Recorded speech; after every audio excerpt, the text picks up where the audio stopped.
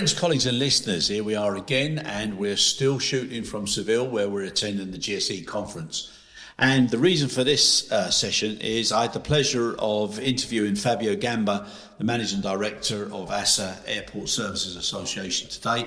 And we were getting so enthralled and carried away, Fabio, we forgot to ask some of the key questions. So I thought, why not? Little extra podcast. And for those of you who've observed that I'm wearing a white shirt and a jacket, it's because I'm interviewing Fabio, as I was on the stage today. So not my usual Hawaiian shirt or T-shirt. So Fabio, lovely to have you and really enjoyed that session today. Thank you, likewise. Yeah, no, it was good. And it was nice to get some questions as well, wasn't it? Absolutely. Yeah, even though it's tough getting questions from an audience, but we managed it, and I, that always adds to it, because at least it shows that people have got certain opinions and interests as well. Now, if I may, some of the points we covered were collaboration, and we went left and right, up and down on that word, whether it was genuine, whether it's PR, whether it's true, whether people really do collaborate. But we also covered the point of, how well is collaboration inside of organisations as well, to prepare them for the necessary actions moving forward. We then spoke about employee competencies and how some of the relationships, and you went on to mention about the SGHA and about SLAs and demands and differences, and how that's driving certain pressures onto the GHAs, which then prevents them or influences them in a negative way from providing what's necessary. We also spoke about a play on words, whether it was pride or whether it was recognition of the workplace and what people need. And I think there's nothing worse than joining a company or an organisation and after a few weeks thinking, oh my God, that's not what I thought from the outside. And very hard to get people back or get them engaged after that. So we spoke about that. We also spoke about GSE options and, be seen to be green and going green, and what the options are and the realistic repercussions of everybody doing it if they do it according to their own deadlines. And then, of course, we spoke about strategic alignment with airports. And I know and I'm happy to say it's my personal opinion that the next major positive disruptor in our industry are the airports. If they really start to focus on the community and their own ecosystems, they can make such incredible units of community for all the businesses around the airport, and put pride back into people who want to work for airports. Now, so that I stop talking, what one of those do you just want to quickly elaborate on so we jump in? Because the main purpose for this was to cover the last question, which I felt is so important that we get from you. So is there any particular one of them you'd just like to warm up with before we go into the last question? No, perhaps to underline what you just said, Chris, which is the airports can be major disruptors, but in the positive sense in this industry, which I think needed some disruption. Yeah. We thought that we had seen it all with the COVID, and everyone was talking about a new era, and then 2 years down the line, we realized that we're back in the same old, power struggles and power games and stuff, and nothing really has changed yet for ground handlers. I think there is something that is looming on the horizon, which we hadn't thought of a few years ago, and that is the role that the regulation can play. Regulation was not considered back then. I'm talking about 5 to 10 years ago. It is now. This is coming, whether we like it or not. It is coming. EASA is going to have a first go at it by next year, so it's really tomorrow. And we know that ICAO is following suit. They already have a task force. They already are looking, they are partaking in the elaboration and the thinking of EASA as well, and vice versa. Of course, we like to think that we can positively influence this process, but it's coming, right? And I think with this, there is the realization that ground handling is not, some jigsaw, so some element in a major jigsaw. It is a fundamental piece of this jigsaw that you need to compose with. Yeah. Right. Because it is recognized as being a full, essential elements of the transport part, notably in terms of safety, but not only. Right. So that's a major thing that is coming up, and I think looking back, COVID-19, a new, if you will, a working relationship, and looking forward, the regulation that calls for a change in the mindset. Yeah. No, I agree, and I love the analogy of the jigsaw. I've got 3 granddaughters, and the oldest one, she's a bright little cookie. And one of the things with jigsaws, like some people, they just rush into it, look at the picture, but you get those 4 corners right, and then you put all the straight edges into those 4 corners. You've got a much better chance of having a quick jigsaw puzzle fixed or resolved very quickly. And I agree with you. I think once we identify what those 4 corners are, it makes it a lot easier, and then we just make sure we get the straight edges in. We've got a good chance ahead of us. So. And that's why I'm mentioning the jigsaw, because indeed we used to talk about a triangle relationship. It's a square, really, where you have to involve now as well the member states. Obviously, the wish is to say we don't want too much red tape. We don't need red tape. We already have, to a certain extent, industry standards. At the same time, it is good that member states, that authorities are considering ground handling at the same level as the other 3, or the other 2, let's say. And we're looking forward for that, with the caveats that it needs to be properly done, of course. Yeah. And it makes sense because there's so many parties now that are part of the supply chain or part of a particular chain, even whether it's the community around the airport. And it makes a lot of sense to do it now differently. And like you said, it's long overdue. Yeah, exactly. But it needs to be realistic and practical. Which is, I think, where we're heading at least in Europe. We're talking about a declarative regime. Yeah. So it's unlike other aerodrome or airspace operators. Declaration regime is giving, if you will, the ground handlers a little bit more flexibility. Yeah. And of course, we're trying to make sure that member states remember that it's not so much how we should do things, because we already know how to do this. It's what you need to achieve. So we look and focus on the essential and leave the rest to the professionals that know how to do it. Exactly. So it's like putting the basic code of conduct, but allowing people to have their own code of practice, provided it meets that code of conduct. Yeah, it's a nice way to put it. Yeah. Do you know what I mean? So it's one is, this is what the ultimate aim is. Now, how you get there is up to you in your own professional capacity, but you must get there. Exactly. Yeah, no, brilliant. I think it's well done, long overdue. Now, the question that I referred to in the intro, and the one that we left out because we had to fight for time there, was what I was going to ask you was to wrap up, Fabio. Can you give me 4 to 6 critical actions that we as the handling community need to address urgently in order to make the desired impact necessary as we move forwards in ever-changing times? And the 2 words there, critical and urgently. Yeah. So if I leave that to you.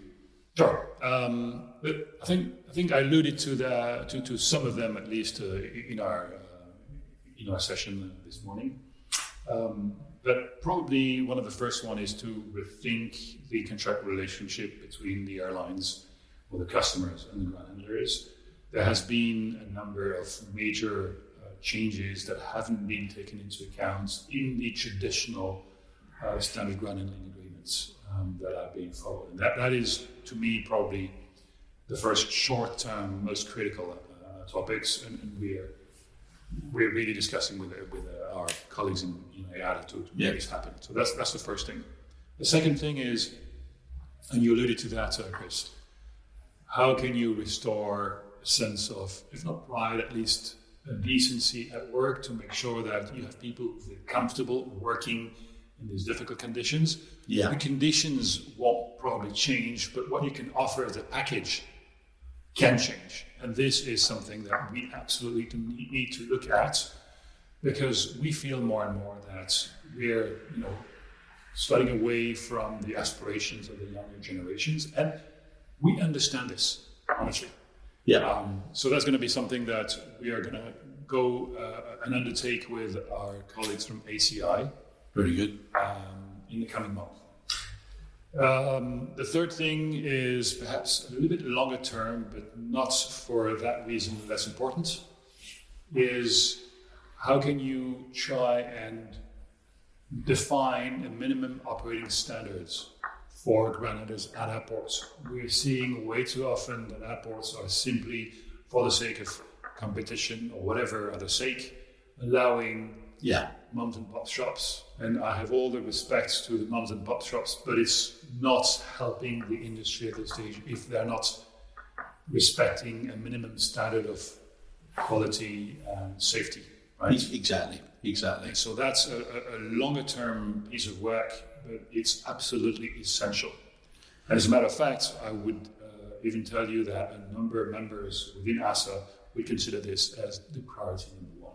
Yeah. No, I can imagine that. And because it just takes away all the credibility if you don't do it.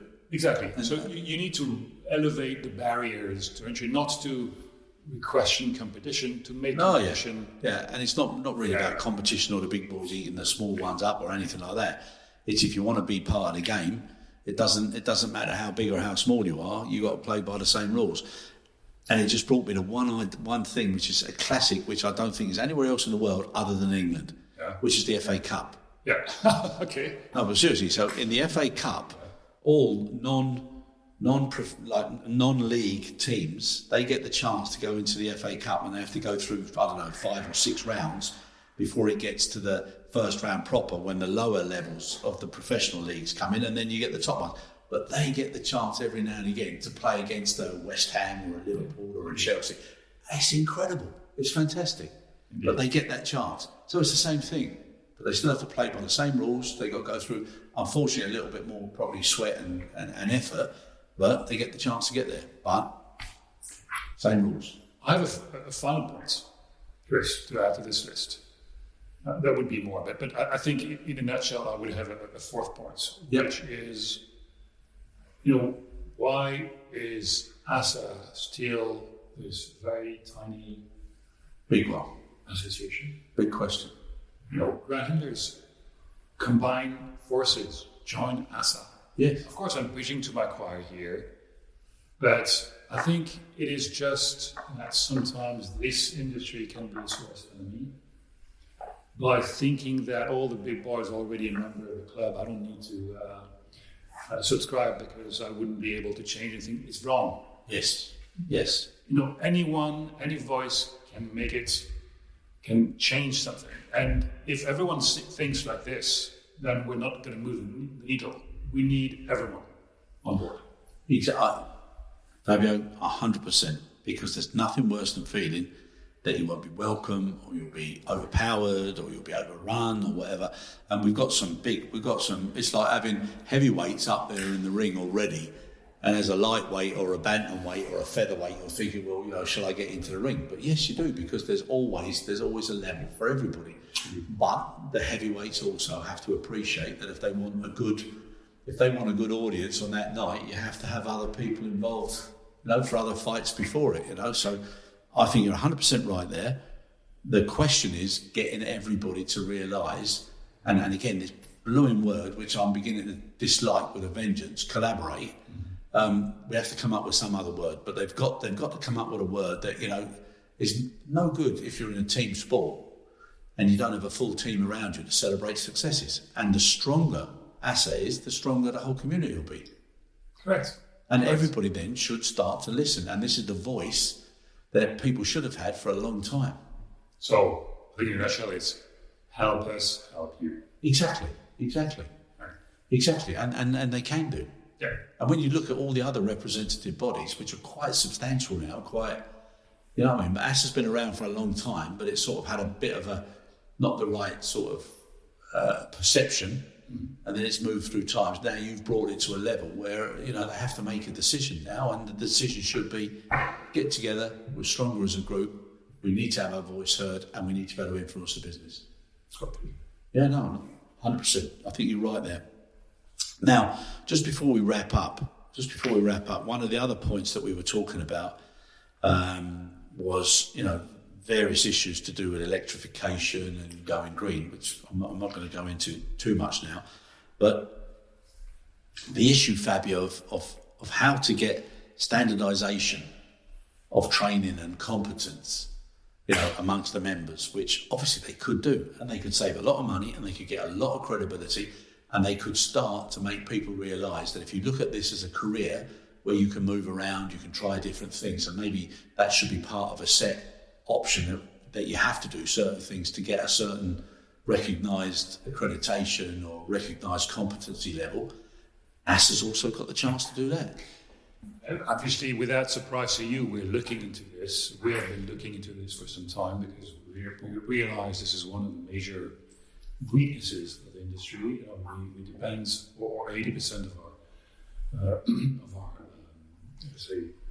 our expenditures or operating expenses are related to our people. So we are definitely extremely labor intensive, and will probably remain so in the near future. Of course, in the longer term, it's always difficult to predict, and we're talking about digitization and automation, which will come, of course. But in the short and to mid-term, that's going to be the case, and we need to address this somehow, right? So one of the things that we're discussing and working on is the creation of this famous passports that's been floating around for some time. We are at a point or in a position right now where we have elaborated on a cursus that we would like to see promoted in various institutes who provide training, to say, hey, you can be ASA labeled or accredited, meaning that if you are accredited, you are following the courses that ASA is suggesting you provide. And that gives them the possibility for all the ground handlers to hire these people who have followed this training without having to be rehired, and of course recognized so by the airline. So it's a complicated process, because you need to have 3 stakeholders involved. You need to have, first and foremost, the ground handlers. You need to have academia as well. And then you need to have the airlines who recognize the validity of this test. I think we've already made the first step. I think there is a lot of buy-in from the ground handlers themselves. And even more so now, we're talking to academia. Academia is responding very well to the initiative. So I think we're now looking at the third step of this. And hopefully we'll be able to share some good news in the coming months.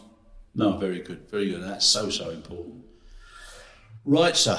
Again, thank you so much. Really enjoyed this afternoon session and the podcast as well. It's always a pleasure having you on. And I think ASA, they got a lot to do, but they got a lot to offer. And if they just do it now as quick as possible and correctly, big difference. Thank you very much for having us. No, it's an absolute pleasure. Thank you so much.